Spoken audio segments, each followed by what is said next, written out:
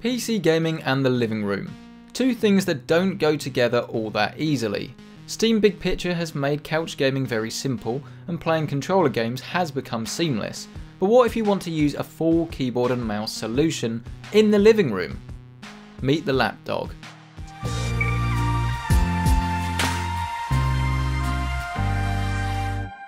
Hey, what's up guys, and welcome back to another video in the new studio. Today we're looking at the Corsair Lapdog, and this is a product that is going to have quite a lot of appeal to specific people and probably not a lot of appeal to others, because this is all about living room gaming, and it's something that Corsair seem to be taking very seriously this year with the Lapdog and with their Bulldog all-in-one bare bones system living room PC. And to answer whether this is a good product, you have to basically ask whether you are the target audience, because if you have no interest in living room gaming, then this probably isn't for you. But if you have any interest at all, maybe this is the sort of thing you should be looking at. So what is the Lapdog? Well, for all intents and purposes, this is a container for your Corsair K70 or K65 keyboard and a mouse. And then you put it on your lap, you have it plugged into your computer, and then there we have a complete desk-like experience, but in the living room and on your lap. And if you just want the really short answer, does it work? Yes, it does work.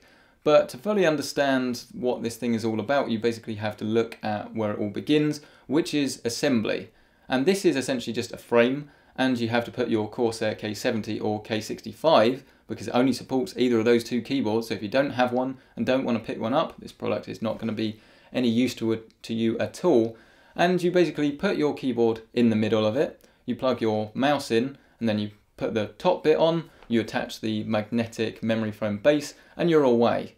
And this isn't really the easiest thing to do, not because it's not simple, but just because it's a bit time consuming. And if you only have the one keyboard, like most people will do, then having to plug this in every single time you want to swap between downstairs or upstairs, living room, desk, wherever you want to use this, it's going to basically cause you a little bit of hassle, especially bearing in mind you're going to have to do this twice because you're going to have to take it all away if you do want to go back to a standard desk setup when you're done.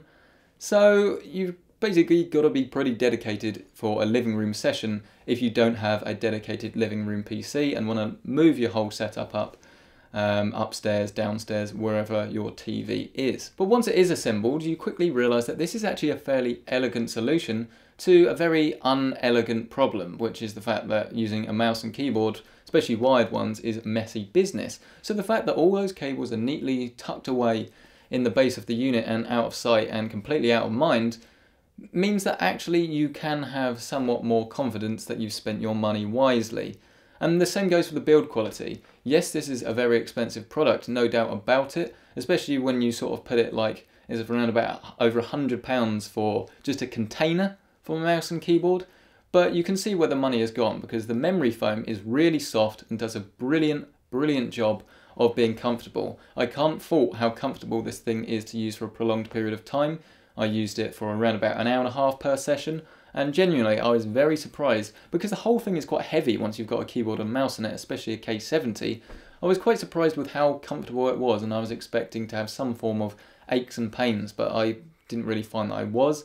I'm sure if you had a really long lounge session, so if you were in there for 3 hours plus, I'm sure you'd probably be getting some aches and pains, but I didn't experience any of that with my fairly limited short-term testing. Elsewhere on the Lapdog, you'll find that your keyboard is properly secured in and isn't going to move about. You've got a brushed aluminium finish on the top end of the keyboard, and then the mouse pad is a sort of rough plastic.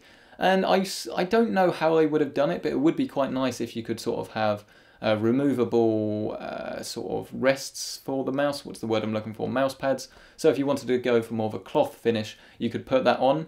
Obviously they've used a plastic because it's going to be a lot more hard wearing and you won't need to worry about that. But it is a shame that you couldn't put your own mouse pad on there, because I think if you're used to a cloth surface and then you start using a hard surface, it might take you a while to adjust, especially if you're going between a desk setup like we would be here to in the lounge. But regardless, it probably is the right decision, and maybe on the second generation product the engineers could maybe have a look and see if there is a way to implement this. One thing I definitely would like to see implemented on the next version though is almost like a scroll wheel on the side of the Lapdog, so that the right way of putting it is, at the moment the mouse pad always sits flat, but if you're sort of leaning forward ever so slightly, your mouse will move forward, and if you're moving back slightly, your mouse will move back. I'd love there to be like a scroll wheel that will literally just change the height ever so slightly, just so if you are sort of sitting at a weird angle, you will find that you can levelize the mouse and it won't move about. Small tweak, but I think it's probably doable. Otherwise, there's not really too much else left to say other than the fact that you've got a powered port, 2 USB powered ports, 3.0 ports I might add, on the side of the device. And then because this whole thing utilizes a about 5 meter long USB 3 cable with a powered adapter, it means that you will have to have this obviously plugged in at all times. It's not a wireless solution, which again maybe would be quite nice, but I can totally understand why this isn't wireless, because PC gamers want the lowest amount of latency, and having a wireless adapter would make this a lot more expensive, and they would have to make sure it was perfect so that the latency wasn't there. So overall, not a bad looking product, but this is all going to be do or die depending on how well it plays its games. So that's the question, but what about the answer? Does this thing work? Is it comfortable to use? And can you get a PC desk-like experience in your living room? And the answer is absolutely 100% yes. This thing sets out to do exactly what it wanted to do. The whole thing is very comfortable to use, no matter how long I sat playing games, but like I've mentioned, I didn't sat there for any longer really than an hour and a half, 2 hours. And the fact that you can finally play games like Civilization 5 in your lounge, Total War Warhammer, anything like that, it's pretty damn cool, to be perfectly honest with you. However, if you're playing games like that and you have a smaller TV, or you're playing at a higher resolution, because you're sat further away, it can make text quite difficult to read. Not a problem directly with the Lapdog, but definitely something to consider. If you're more of a first-person shooter player and you hate playing with a controller, then this likewise will probably be just as useful, as you can use a mouse and keyboard. And while I would say that if you're only playing first-person shooters, it's a little bit cramped on the left-hand side when you're using the WASD keys, just because the edges, they're not sharp, so to speak, but because it's a metal edge to this product, I've sort of found that my wrist was almost pushing into metal, which meant that that did become a little bit uncomfortable if I was sort of frantically playing a few games of Call of Duty for a while. But if you do want to play games like Total War, then I had a brilliant experience playing this in the living room. Moving on to something a little bit more competitive, I booted up some Smite, and actually, surprisingly, if you've watched this channel before, you'll know that I'm terrible at Smite, but somehow I managed to, I wouldn't say have a good game, but definitely had a significantly better game than if I'd tried to use a controller, and just generally it was a nice, good experience. It's quite weird to talk about how I was using a mouse and keyboard without any sort of compromise really, actually in the living room. There are quite a few problems, however. Some of them are the Lapdog's fault, some of them aren't. Now the first problem is with the memory foam base. As I've already mentioned, it's very comfortable, but it has a central centre of gravity. And this means that the whole thing very much sits in the middle of your lap.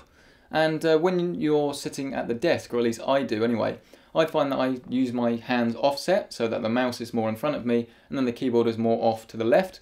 Whereas I've got to now adjust, and I've got to basically have my right hand a lot further right than I would normally have, but not too much of a big deal, it just means you've got to take some adjustments.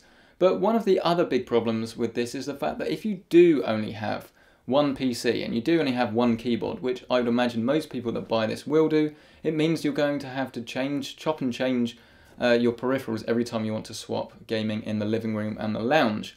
And the fact that if you've only got one PC, you've got to move your PC from one area to the other, it basically means you've got 20 minutes of setup and 20 minutes of put away time before you've even started playing your games, which isn't going to bother some people that really do want to be playing in the lounge, and obviously those that have a lounge gaming PC, it's not going to bother you in the slightest because it doesn't affect you, but it's definitely a point to raise. And then the other issues are no fault of the Bulldog, or the Lapdog I should say in this case, and that's just if your TV is smaller or if your TV has a higher input lag time, you're not getting the same experience. Most people associate PC gaming to monitors and high-end monitors, and if you've used a high-end monitor before, you'll know that they have fairly smaller amount of input lag and the response times are better. On TVs, these traditionally aren't really as good, and playing Black Ops or any sort of game that relies more heavily on latency, you can definitely notice the latency. And this is something that doesn't happen quite so much with a controller, just because the controller itself has got more latency. It's definitely something to raise, but again, it's not really the Lapdog's fault, so it depends entirely on the TV that you have. And so with that, it's time to bring us towards a conclusion. Is this a game changer? Yes and no. It sets out to do exactly what it wanted to. I have no doubt that the engineers that engineered this, came up with a design, are happy with it, and they should be, because it does exactly what it set out to. It gives you a comfortable way of playing mouse and keyboard games on a TV. But the other end of that coin is whether you should be doing that. Most people, most PC gamers probably wouldn't get much value out of this product, because it's a very, very high price of entry, because you've got to have a Corsair K65 or a K70, and of course you've got to buy the Lapdog, and if you don't have those you can get them in a bundle and save yourself a little bit of money, but it's still a really expensive way of getting into lounge gaming. And ultimately, personally, from my personal point of view, so this probably won't affect people that don't agree with me of course, but if I'm in a living room, personally, the only sort of games I want to be playing are controller games. I like to just sit back, relax, and not have to worry about using a mouse or keyboard, literally just a wireless controller and I'm away. But if you are someone that has been coming with mock-up solutions for a while, you are someone that plays a lot of games in the living room, or better yet, you own a living room gaming PC, then I can see that this really probably will appeal to you. Because if you use it on a day-to-day basis, you're going to get great value for money out of it. Personally, I don't think I'll be using this much, just because I don't really see the need to be playing games like Total War in the lounge, and while it's nice from time to time, the amount of effort it takes to set this thing up, for me, means that it wouldn't be worth it. But again, emphasis on the fact that it's going to be entirely down to how much you play or want to play living room games, PC games in your living room with a mouse and keyboard. And it's for those reasons that this wins the Good Option Award. It's actually a very elegant solution, despite the fact that you have to have this long cable dangling from your PC to the Lapdog. And if you're someone that does play a lot of PC games in the living room, then this could really be quite useful for you. But for anyone that has no interest or doesn't really play many games in the living room, it's hardly going to affect your gaming life at all, and it wouldn't be worth you paying the price of entry. But there we go. A massive thank you to you guys for checking out this video as always. A massive thank you to Corsair for shipping this review sample and for sponsoring the channel as always. If you want to see more content like this, please subscribe, and you can see the full review of the Spec M2 that was featured in this video in the little eye somewhere in the top right hand corner.